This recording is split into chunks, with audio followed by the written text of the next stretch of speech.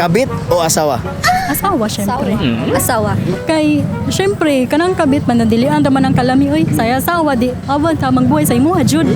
Siyempre, kung asawa ka, dapat mas hawdan ni mo. Yeah. Kasi kaya ni buhaton sa asawa nga dili kaya buhaton sa kabit. Bisan sa, may mo dyan yung partner sa mo, kiniya itong gusto buhaton, di, go. Sabi niya nga dog style. Oh, pwede na po.